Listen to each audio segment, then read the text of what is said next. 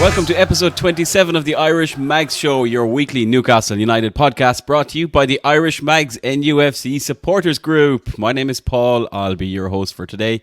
And joining me this week are Mr. Alan Williamson. Say hello, Alan. How's it going, lads? How are we? Good to have you back, Alan. We also have Mr. Tevin Fareed. Say hello, Tev. What's the story, Paul? Looking forward for this one.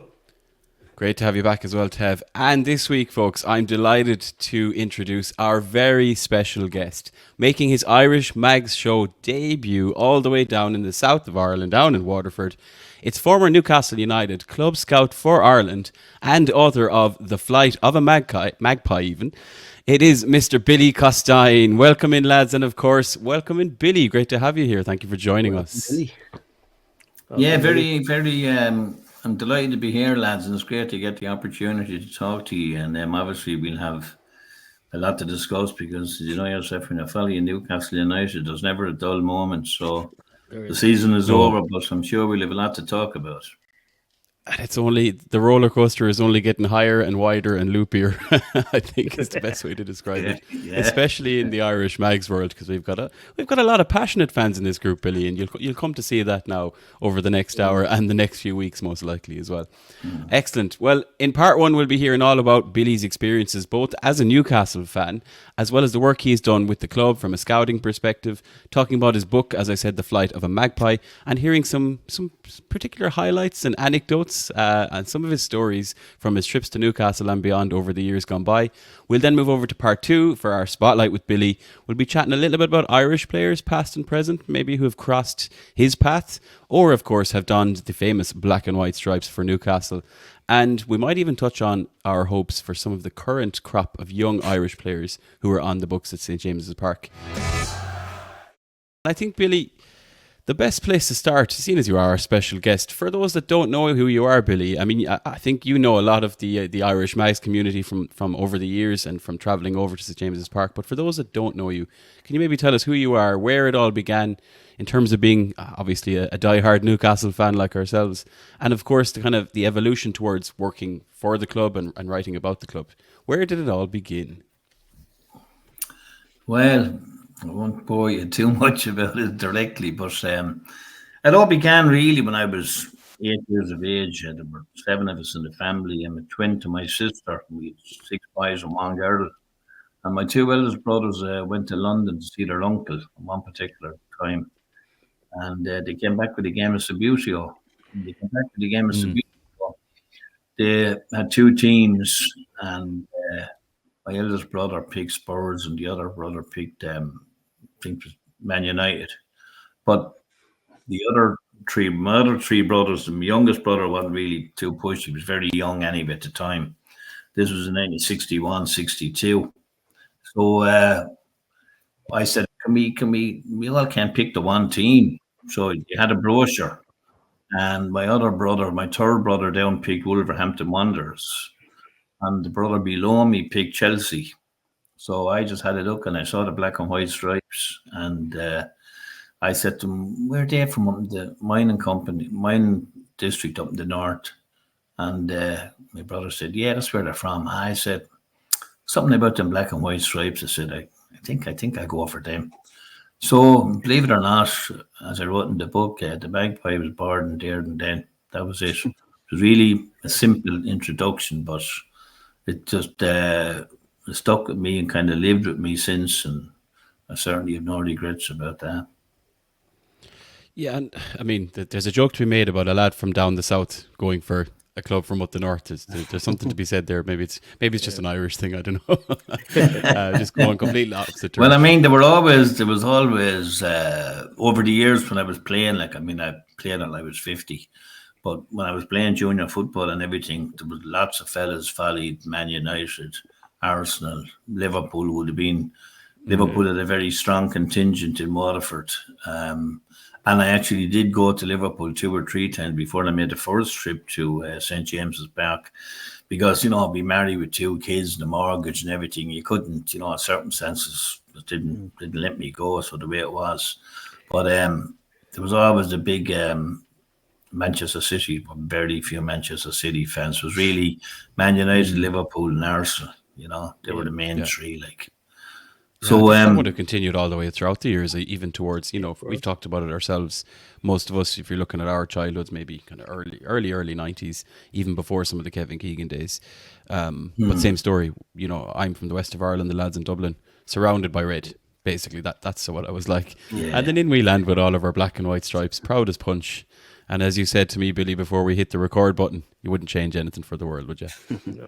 No. But it's amazing over the years. My last job, I'm retired 5 years. I was driving a bus here and I drove all over the country, and it used to be fantastic. Like, you could go through a small little village. When I'd be driving the bus, and all of a sudden I might see some kid coming out of the shop with a Newcastle jersey, and I'd love to kind of stop the bus and say, well, kind of, who are you like? And how did you manage to have your family in Newcastle? That was probably Alan on his holidays. Why? But it intrigued me. It intrigued me, and it's just a thought, really. But obviously, Newcastle came to Ireland a few times to play.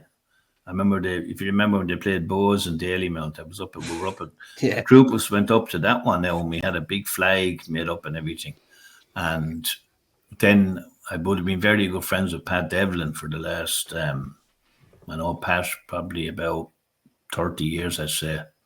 And Pat got him to play, when Kenny Dalglish was the manager, to play in Bray, on the Carlisle grounds. Yeah. They played there as well. So, Waterford, to go to see him playing in Dublin. I know they played a few European games back in the 70s, or UEFA Cup games, as we call them now, but not then. And the Fairs Cup and that. Going to Dublin is still 100 miles up the road, like, and 100 miles home. If you're living in Dublin, it's only you go across the street, Yeah. You mentioned there, obviously, and I don't want to say going back in them days, but obviously it's slightly before, let's say, my own time and the lads here. But, if you look at the influence and you look at particularly the Irish influence overseas, and we saw obviously, huge numbers of top Irish players obviously going over to the UK. But again, similarly, going back to, in my mind, it was Liverpool, it was Leeds, obviously Arsenal, as you said, Man United. But was there a particular kind of an Irish influence in terms of players going over as you were kind of growing up as a Newcastle fan, and anyone else you knew that, was there any kind of continued flow? Well, you had... Well, back in the day, like, traditionally they had Alf McMichael and Dick Keith. They were the two full-backs from Northern Ireland, full-backs that played with them back in the 50s. And then after them came David Craig and Frank Clark. So we've always had a kind of a long-term tradition of players. Obviously, they were able to stay there because they were consistently good. And I met a few of them over the years as well, but then of course our own Liam Toohey was there for 2 or 3 seasons as well, like, and obviously there weren't too many. I'd be the first to admit that. Liam O'Brien would be on everybody's name as well, but John Anderson was a guy who John came from Kilbarrack, and John was a guy. And John. I know John. I know John about probably 37 years. Wow. John was great friends with John, and keep in touch with him. But he's a very cool individual, I tell you. But he was one of the people that really inspired me as regards 100% in the jersey and everything. And when I met him back in that was in '86, the first trip was in '86. Willie McFall invited me over. I wrote to Willie, and Willie invited me over. Like, what a gentleman. But when I was there, John Anderson was the first guy that I met, and he left a lasting impression on me. So, but funnily enough, it's kind of there was things happened to me that were unbelievably lucky. You know what I mean? Looking back on things now, that first trip, and I went there, I went into Willie McFall's office, and who was sitting down underneath Joe Harvey and Jackie Milburn. Now, there were people following Newcastle for 10 or 20, 30 years before that. Never even got the chance to you know what I mean? And next thing, here the two of them sitting down in front of me. I was starstruck. I was dumbfounded. I just said kind of, oh my God. And Willie was cool. He just said to me, Billy, say hello to the two lads, like, and I said, you're going to have to take a photograph of that. So I took a photograph. Of course, they were deeply interested in who I was too, you know. They kind of said, who are you, like, and where you come out of? But to have the two of them there in the one go, one opportunity, 1,000,000 to 1 shot. So Willie then asked me to go down to the dressing room. When I went down, then Ando was down there, and Ando introduced me to all the lads, Glenn Rhodes, Paul Goddard was in that era, like Ian Stewart, the Northern Ireland fella. It was that era, like that they were playing actually Man United that day. So I was down with them for about, I'd say, until around 2:30. And Colin Suggett was the first team coach then. He was Willie's right-hand man. He came down and told me, go back up to Willie's office. He said he's coming in to give him the pep talk. So I didn't tell you, I was floating on air, like I couldn't believe it. So I went back up. The two boys were still in there, and I sat down talking to him.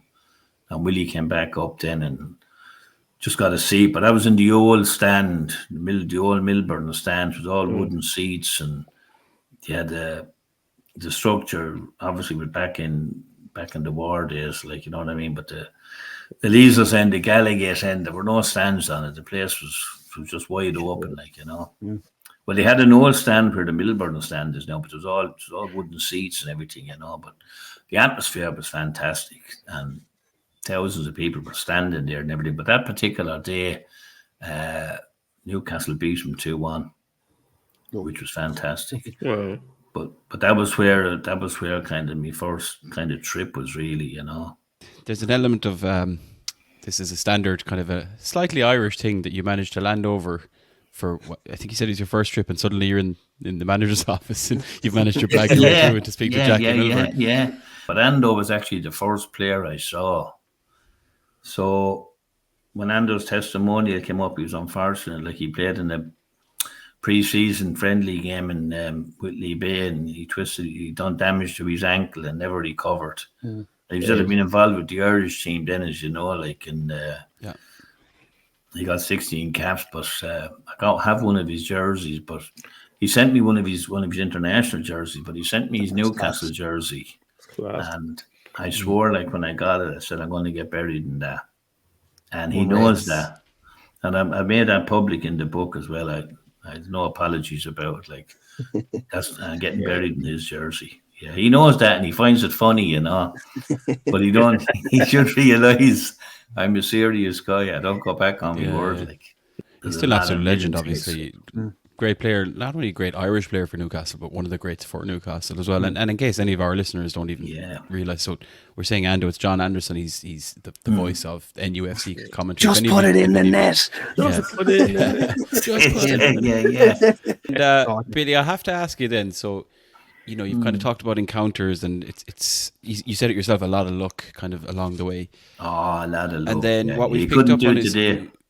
No, things would be a lot different today.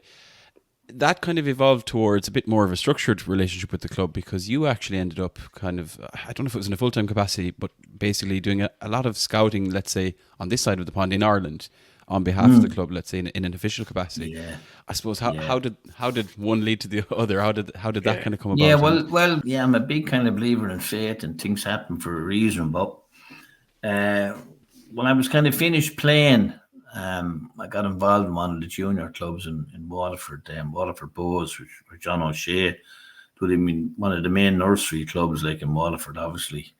And we ran a trip up to what do you call the cup up in the north there, the File Cup thing. Milk Cup. The Milk Cup, the File Cup thing. So I drove the bus for him because I was driving at the time, and I was involved in him. So I said, look, I'll drive the bus, save you hired out a driver and that. So, but when I went up there, there was a lot of people, a lot of scouts from England used to come over, because it was only just hop over on the ferry, like, and you were up there, you know. So, but I was there one particular day, and an elderly gentleman approached me, and he said to me, "You're watching the football?" I said, "Yeah." Told him who I was, and he said, kind of, "I'm involved with Newcastle," he said.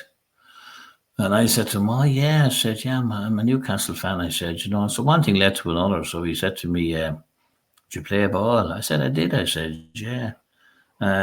Just kind of finished up. I said, I kind of retired. I said, and that's it. I said, I'm involved now. This was an under 13 side or something. Actually, my brother was actually running the team, my eldest brother. So that man's name is Peter Kirkley, and he's a legendary figure like in the Northeast, and he's live president of Wallsend Boys Club, which is the main nursery. Peter Kirkley, or Beardsley, Shearer, Lee Clark, Stevie Watson, all came through the ranks there. I think even Elliot Anderson has come through from there most recently. There's a list of lengthy around him. So he said to me, what do you call him? Pat Devlin had been the full-time scout there. Pat Devlin with Bray. And I was at a meeting Pat once or twice in Dublin at one or two matches, and Peter Kirkley said to me, would you be interested, he said, in kind of doing a bit of scouting for us? And I said to him, oh, yeah, sir, can you give me 2 or 3 days to think about it? So he said, yeah, take 2 or 3 days, he said, to think about it. There's my number and what have you. So I rang Ando and I said, John, I said, met a man, I said, up in the north, I said, 2 days ago, I said, Peter Kirkley, and he asked me, would I do a bit of scouting? I said, on the weekend and things like that. And I said, I kind of always was confident about football as regards certainly talking about it. So he said to me, do you want to do it? He said, well, I said, I do want to do it, but I said, I never done it before. I said, would I be capable of doing it? Well, he said, if you don't do it, Billy, they'll probably get somebody else. So I said, all right, then. I said, I'll do it, I said.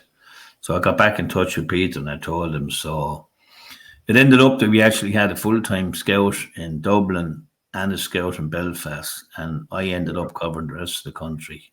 Now, I know you might say that's an impossibility, but not really, because I had kind of a network set up, and that was just coming into 2000, and I finished up at the end of 2010. But the reason that was Mike Ashley came in and they cut back on the scouting in various places, and that's the way it was. But we used to go to the Kennedy Cup every year, and Peter used to come over, and we spent 5 days up in Limerick. But he was, I still see him when I go over, actually, and I talk to him on a regular basis. But he gave me a kind of a break that things happened. Loads of things happened to me. It was all through being involved with the club, and I had access to go in and see the first team training, and I had access to go in the academy. Stephen Taylor was coming through and a few other players like that. It was just the way things happened, but doors were opened, and then I kind of happened to get in touch with Bob Moncur one day and kept in touch with him, and he opened a few other doors. And really, to do it today, if you're a millionaire, you wouldn't get the access I got. There was a million things I could tell you about the scout, but I mean, I stay in whatever area intrigues you. You must have. You must have obviously. I mean, like, I'm aware of the Kennedy Cup. A lot of some of the best players of Ireland have played in the Kennedy Cup. I suppose you must have seen a lot of players play at a very young age. Oh yeah, I did. Like, obviously, then there was a good flow of Irish players that went over to the Newcastle Academy. I even remember a young fella from Galway. I think it was Stephen Folan, his name was. I remember him going over. Oh, Stevie, Stevie. Yeah. I knew Stevie very well, yeah. And I was instrumental in getting him over. But Stevie, I went to Galway to see Stevie. He played with the two big clubs up there, Salt Hill. Might have been Merview, or Salt Hill. And Merview. I think it was Merview. And we watched him in the Kennedy Cup and everything. So one thing led to another. And Peter said to me, he used to ring me, like, and he said, Stevie, like, obviously I wouldn't see him down here unless he was playing in the, the National Cup, like underage National Cup. They were drawn to play Bows or someone like that, or they were playing in Tipperary or Kilkenny, who go up to see him. But he said, would you go to Galway, Billy, and have a final look at him, he said, and whatever suggestion you come up with, he said, we'll run with it, he said, whereas thought we were leaving it up to me. So I went to Galway And I remember I went to see Stevie playing in Galway. But Stevie was a kind of lovable type of a kid. He was tall, and he was way ahead of the fellas he was playing with. Like, he was way ahead of him, But I remember going to the match distinctly in the middle of the summer, and his mother and father asked me would I stay in his house that night, and I said, I said, no problem. My second wife was with me. She's Chinese. She was with me. She came up just for the spin and all that, So we stayed in his house that night, and what I saw in the game, I was a little bit disappointed. So when we went back to the house, we had a bit of food and a drink, and I said, Stevie, I need to see you. I said, on your own, So Mum and Dad left the room, and my wife left the room. I was there sitting in front of him. So I gave him a few thoughts about football and about how serious you need to take it. And he was so far ahead of the rest that he was too comfortable. And I said, I should be in a position. So when I come into the ground, I said, I should be able to pick you out. I said, if I was blindfolded. So he knew I was talking serious football to him. Yeah. And I said, at the end of the day, when I go back and write a report on you, I said, if I put the wrong stuff in it, you'll never get to Newcastle. Yeah. So he paid heed to it, and he took it on board, and he got a chance to go over. But you see, I remember that, even getting a chance to go over, people get the wrong impression. People think that the minute you go over, the minute you get into an academy, you're home and dry, and that's only the starting block, There has been quite a few Irish lads that would have went over and obviously maybe not made it in Newcastle, but on the flip side, there's quite a lot of lads that have gone and carved out a professional career. Obviously, anyone else that comes to mind, throughout your trips around the country, let's say in a scouting capacity? Certainly, Stephen Bradley. Stephen Bradley was an outstanding player. Outstanding. He went to Arsenal, as you know, and I saw all them playing the Kennedy Cup, like Damien Duff and everything. But Bradley was an outstanding player, but went to Arsenal, and it's like everything. Yeah, it's a big major signing, for a big club and everything. But at the end of the day, you'd be still only small fish in a big pond. Yeah. You wouldn't be a big fish in a small pond. Another player who was an outstanding youngster back in the day. I was talking to Tev about him there last week. He came back. He went to Chelsea, and he came back, and he played in the lower leagues and came back to Ireland, and he played with 2 or 3 other clubs now. But I went down to Cork one day to see him.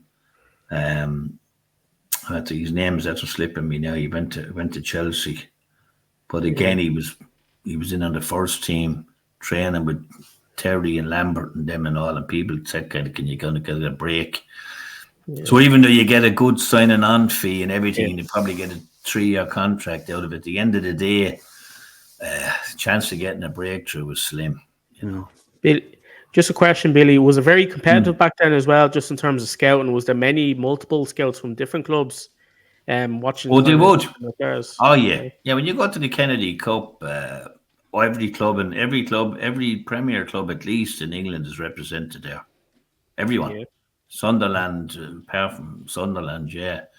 They're all there. Man City, Man United, Liverpool. And I became friends then with a lot of the scouts. I knew them then as well. Yeah.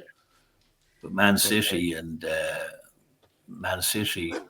Liverpool, Man United, Arsenal, Chelsea. I knew all the scouts. So when I used to go to see players around the country, sometimes you could go there and you might see one. But basically, with the geography that was involved in my situation. I used to go up to Whitehall, then up to Home Farms thing, and they used to do underage internationals. And when you go up there, you would see a lot of them.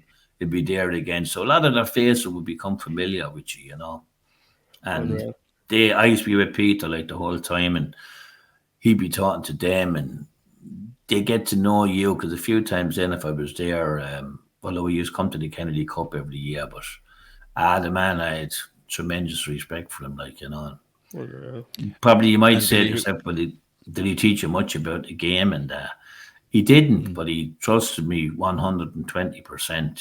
He knew like that I had a fair idea what I was looking at, Yeah, but also spending the interactions I assume you'd have with him, talking about players, and you would absorb things from him without him even intending it.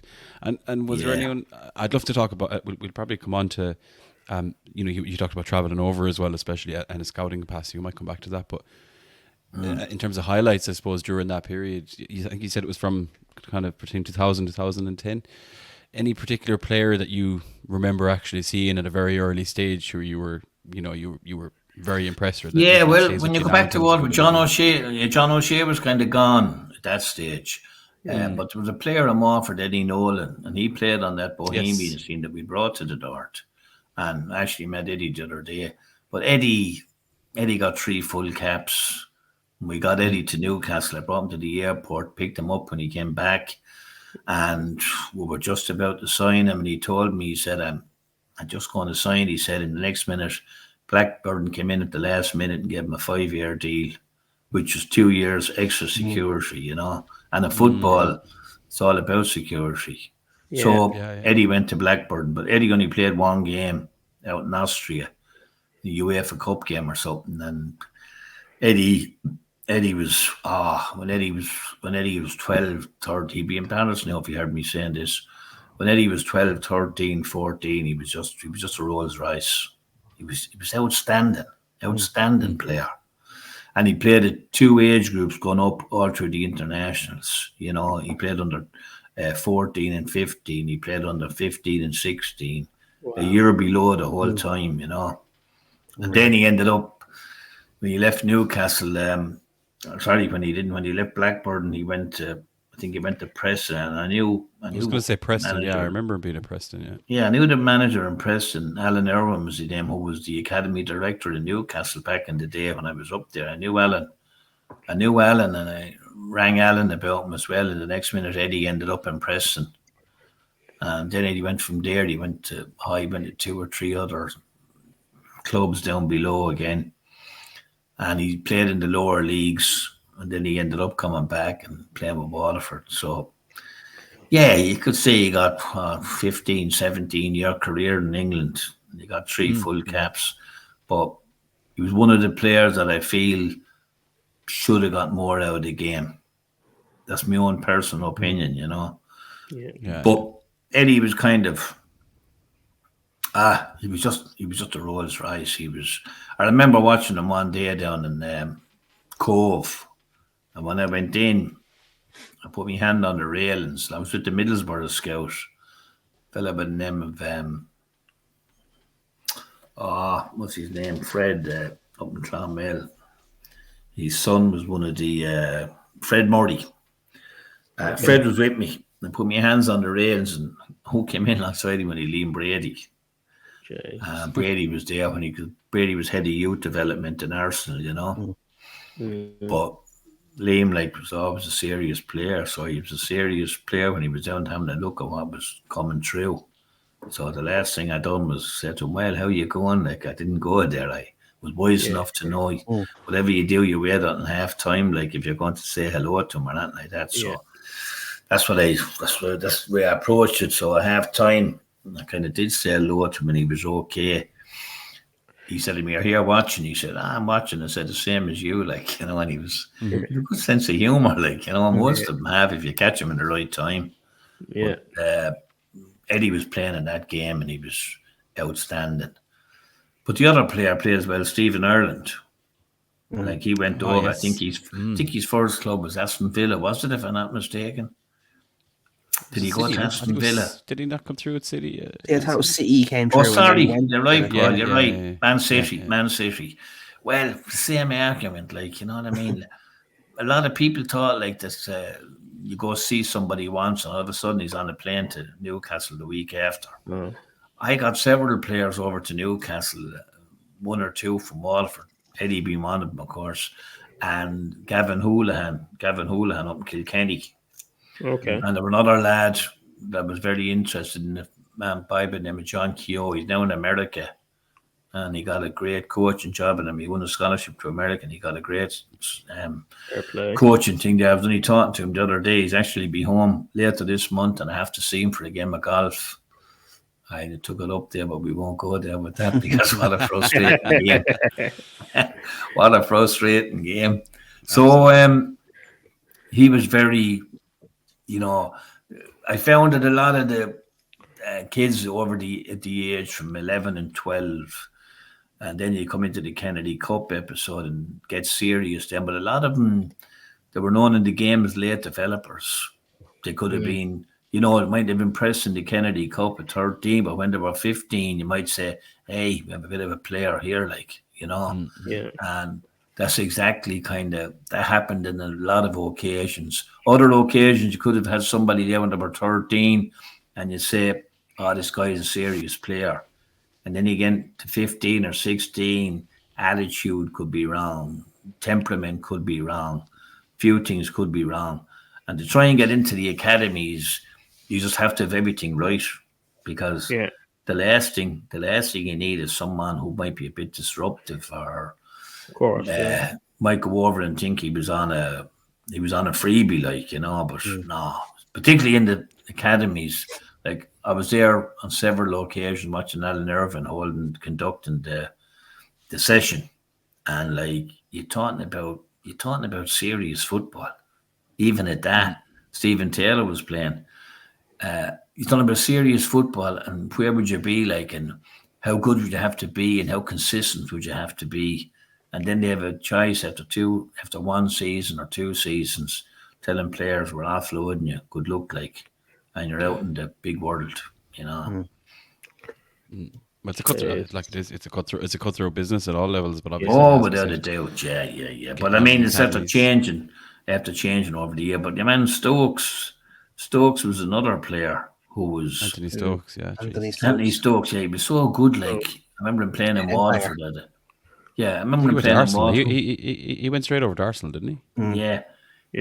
I remember him. He came to Waterford as well, and a lot of the Dublin scouts had him earmarked anyway for Arsenal, but he played in the All Ireland kind of cup thing, underage thing.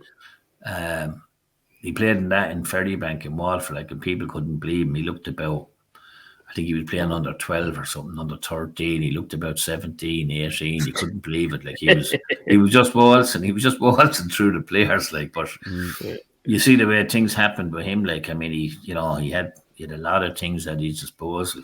Got full caps and everything. And you just have to.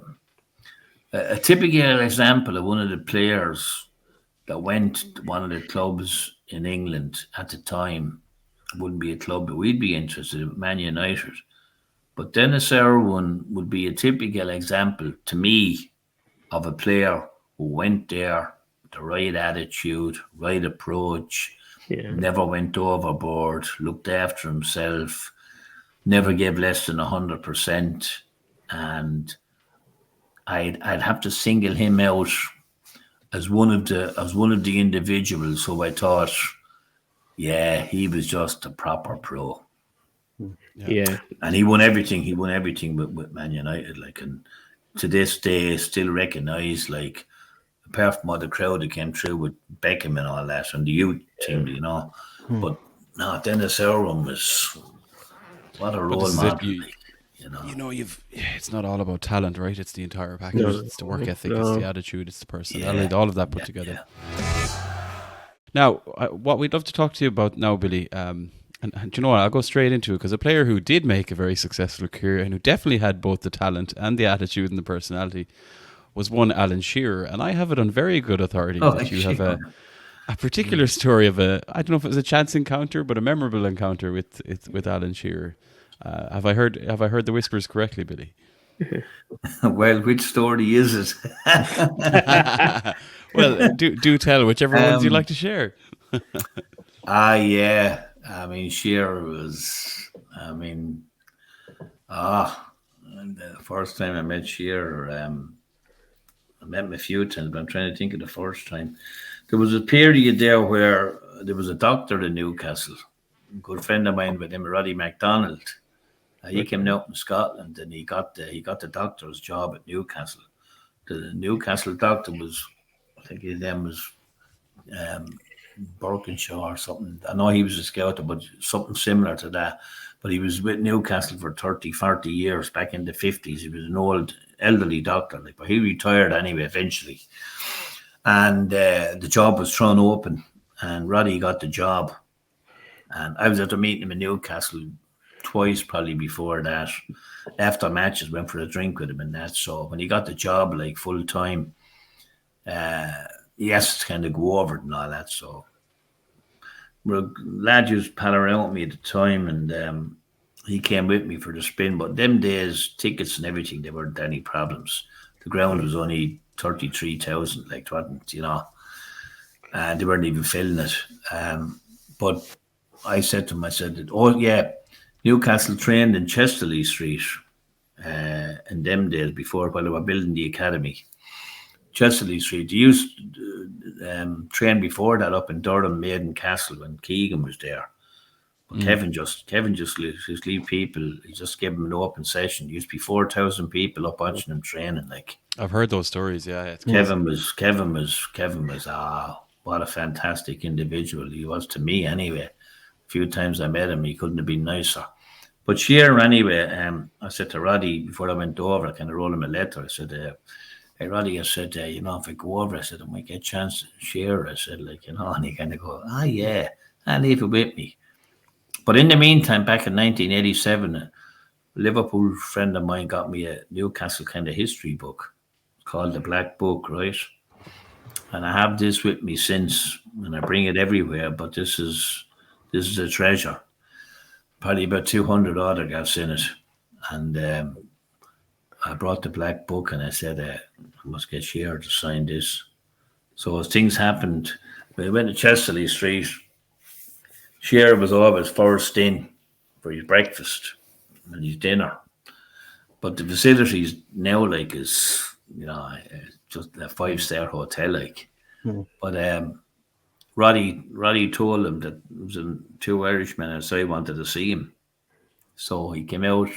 It was early before they started the session, So he came out anyway. When he came out, he said, 2 Irishmen looking for me. He was looking around, and I said, yeah, over here. So over he came, like, but he's unbelievably witty, like. I mean, sees my match of the day there, and he'd be laughing, cracking jokes with Ian Wright and all that crack. But I just felt in his presence. You feel it, like, in his presence. You say to yourself, kind of, standing in the middle of greatness, like. That's why any Newcastle jersey, when I get one every year, I got the other one when I was over a few weeks ago, but the house somewhere. But I always get Shearer on the back of it. When I was over there 3 weeks ago, a fella said to me, Shearer, what would you know about him? I said to him, what would you know about him? I said, Did you ever meet the man? No, but not really. So you find it okay, justified to comment on him, and you never met him. But he cracked a few jokes, like, and he was unbelievably kind of funny and witty and everything. But then I met him a few times when they went back to the new setup and that.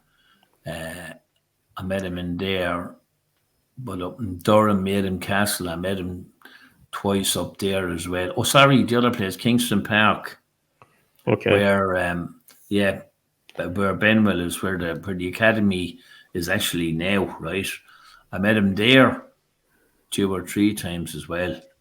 And see, he'd be talking to people every day of the week. He might say, did he remember you? I don't know whether he remembered me or not, but I certainly remembered meeting him.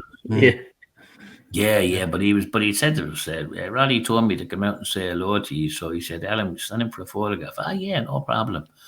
I found him very okay, like, but one particular occasion, I remember seeing him after one of the sessions. He kind of took off his top. He was kind of getting ready to go into the dressing room, and I'm not joking. He built like a tank.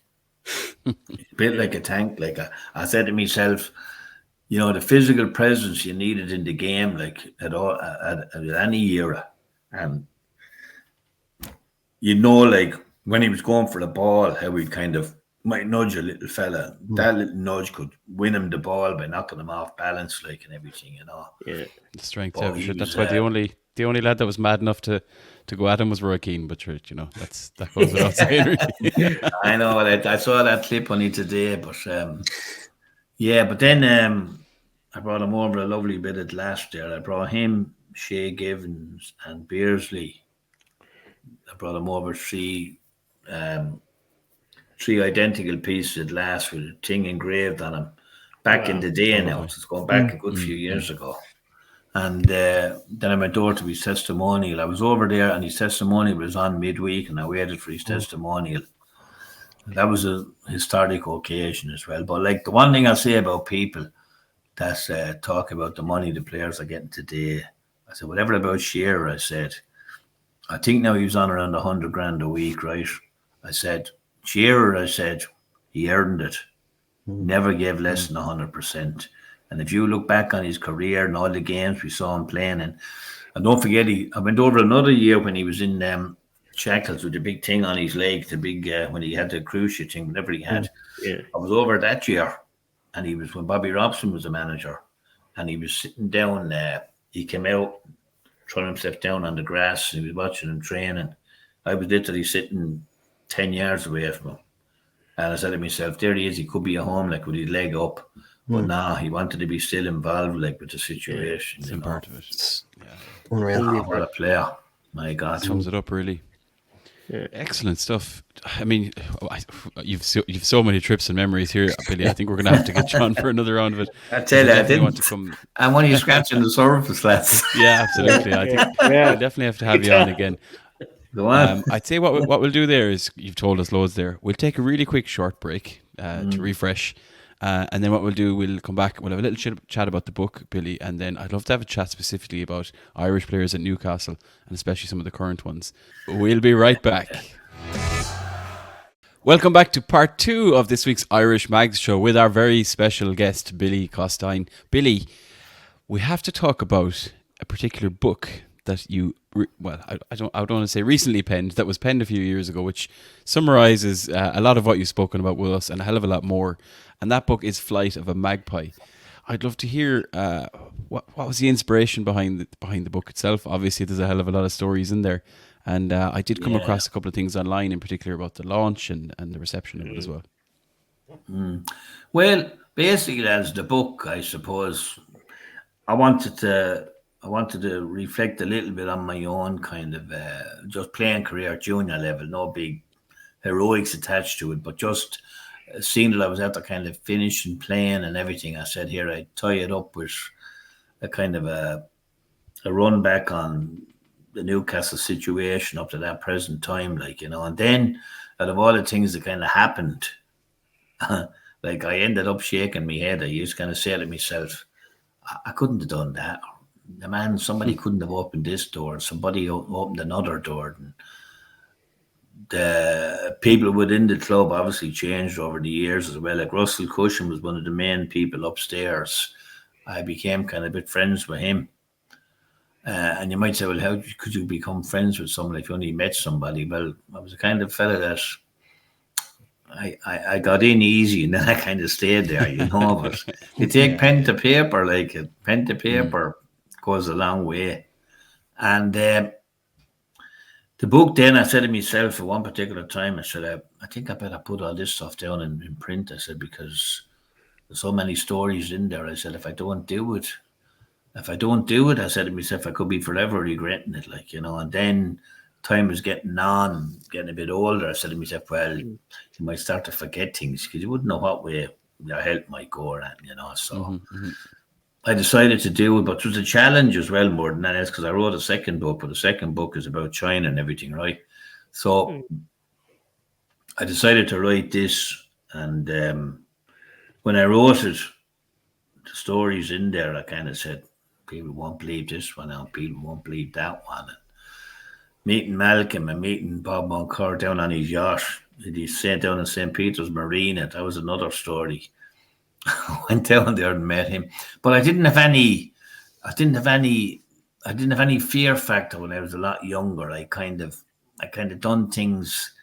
I done things at a risk. I kind of said, Asher here, you can only say no, Whereas now, if somebody said to me, well, can you do this, or would you try that, or try and meet this fella and that? But now the whole structure of the thing is after changing. You can see it in every football club. That was the case in Chelsea probably as well. Arsenal, genuine fans were probably able to get in and probably meet and get into the players' lounge and things like that.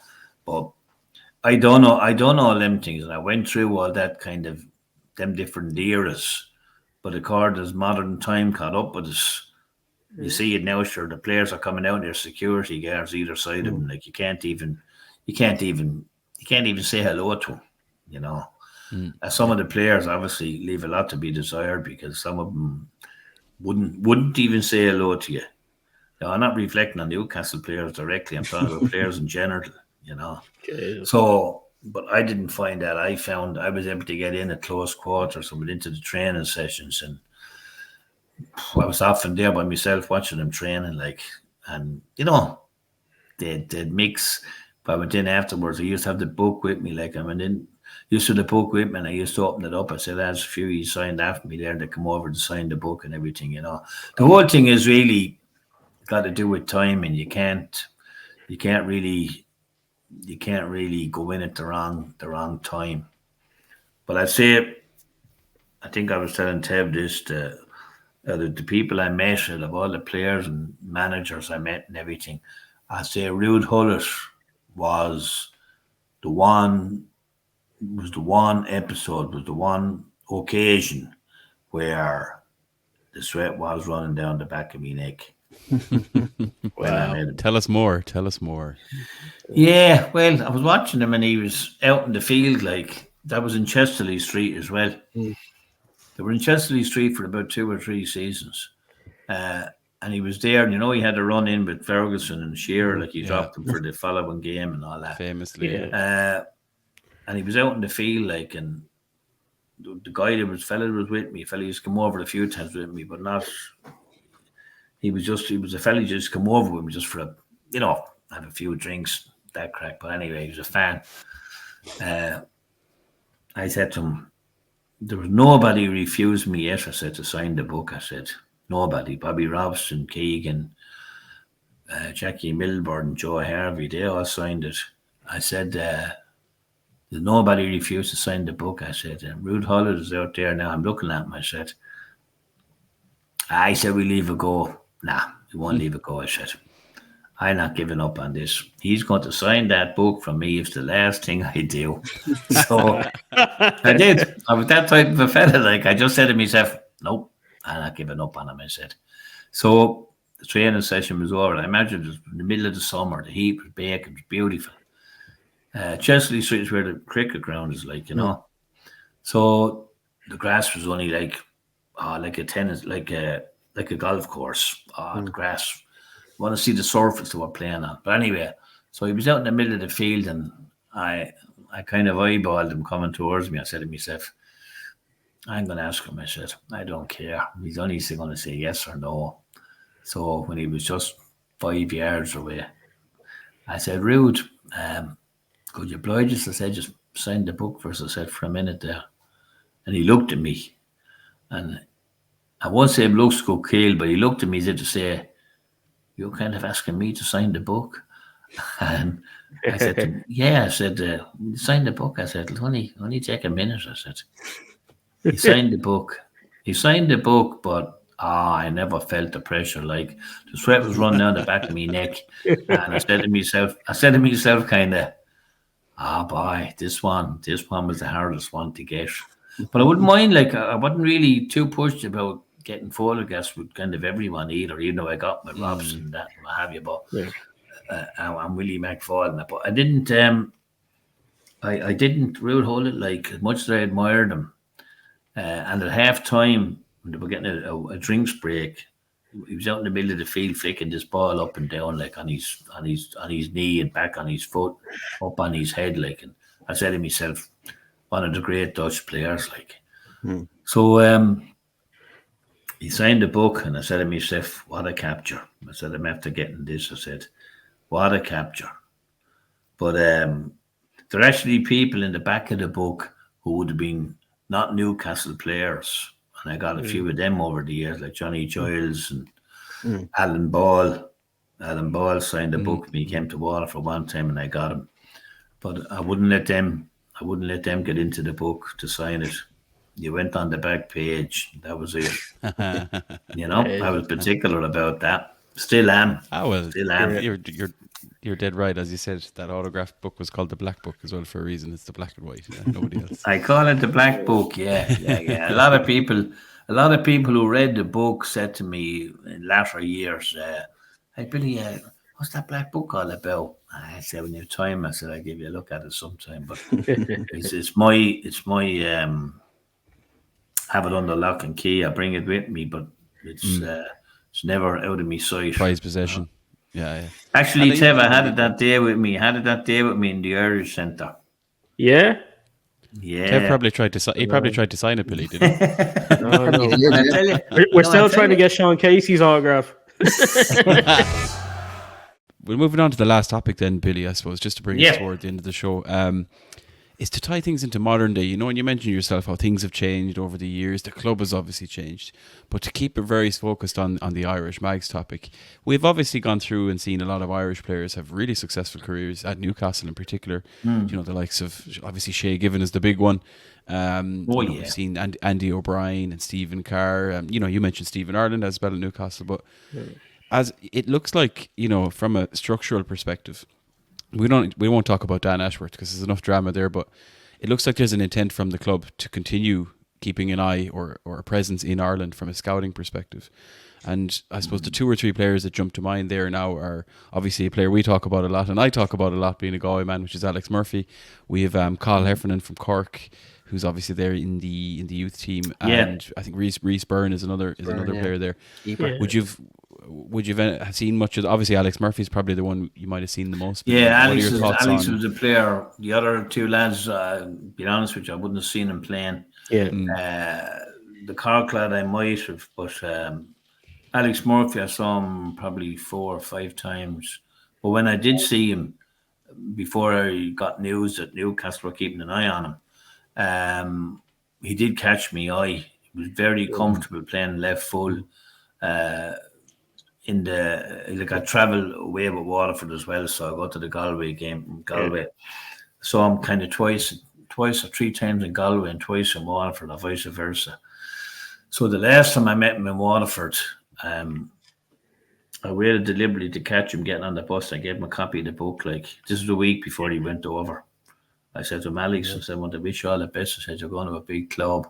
Hope things work out. I said, it's only a copy of the book I wrote. I said, you might get chance to read it sometime. I said, probably he did, but he went over and he's making tremendous strides.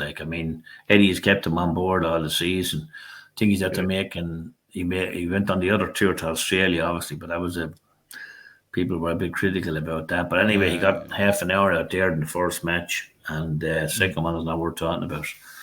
But he played in 3 other games. He played 10 minutes in each, and one of them was a European game, if you can remember. But I always felt, I said to myself, this guy, I said, he cool out. But I said his positional sense was excellent. He knew when to get up. He knew when to get back. He knew when to support the play.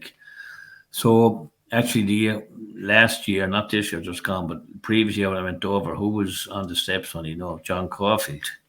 Wow. So I spoke to Caulfield back in the RSC about, I said, Alex Murphy, I said, John, he said he's doing well. Now, I do know next year that he's going out on loan. And he's going out on loan, which is what they normally do rather than keep you sitting on the bench. So going out on loan, but there's nothing ever set in concrete, because he could go out on loan, he could come back, and all of a sudden, if circumstances have it, he could be surplus to knees the next minute he's gone. Then all of a sudden he's playing the lower league. End of story. The look involved is, I say the whole time, I'm good friends with John O'Shea, right?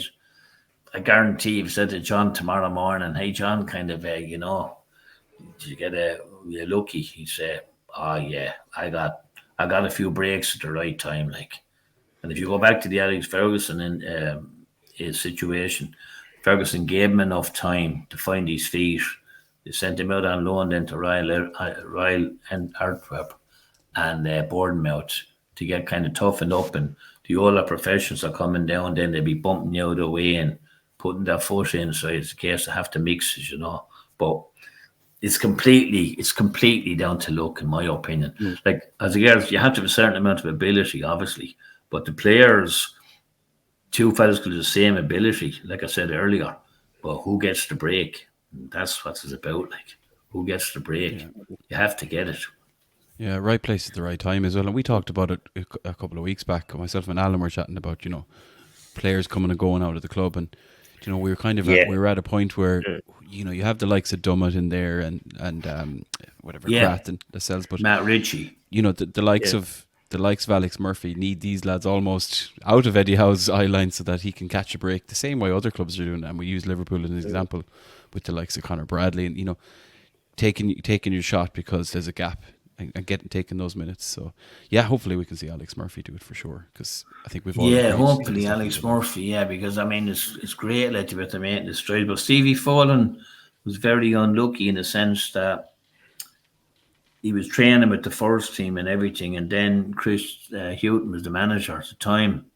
And I remember Chris Houghton, he kind of made a statement one day. He came out and he said, Stevie is doing excellent. He said he needs to kind of get serious now, he said, and on the bench with me, he said he's travelling with the first team, he said, but he now needs to step up another gear and, take the chance if it comes his way. But then shortly afterwards, Chris Houghton was sacked and you go back down the pecking order. You know what I mean? Yeah. It can be so demoralising, I think a lot of, I'll be honest with the lads, in most clubs, I'd say, if you're asking 95% of players, where would you think it happened that you got the break? Like, they'd all say, I was lucky. I came on, a fella got injured, or a fella couldn't play one day and the man thrown me in at the deep end and we won the match and I played the next day. Like, they'd all put it down to getting the break at the right time. Yeah, I think it's getting the break and then it's taking the opportunities. Isn't that that famous line? You miss 100% of the shots you never take. So just about taking the opportunities as they come. And fingers crossed there'll be plenty of them. Billy, I think we're going to have to leave it there because you've given us way more of your time and your stories than we could have possibly expected. And thank you so much for obviously joining us this week. I'll tell you, lads, I have to thank ye. I have to thank ye because I never would have met Tev before. Certainly didn't meet Alan or Paul yourself. And tremendous, lads, to be after making contact with you, like, and I'm more than privileged that you're after asking me to be on the show. Like, we'll definitely have to have you on again and get some more stories out of you. Yeah, but for now, that can wrap up episode 27 of the Irish Mags Show. As usual, you can find all the links for the Irish Mags in the description below.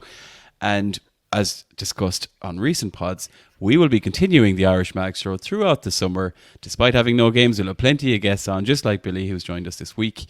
But for now, all we can say is, how are the lads? Slán go fóill, and we'll see you all next week. Say goodbye, lads. See you later. Bye, lads. Take care.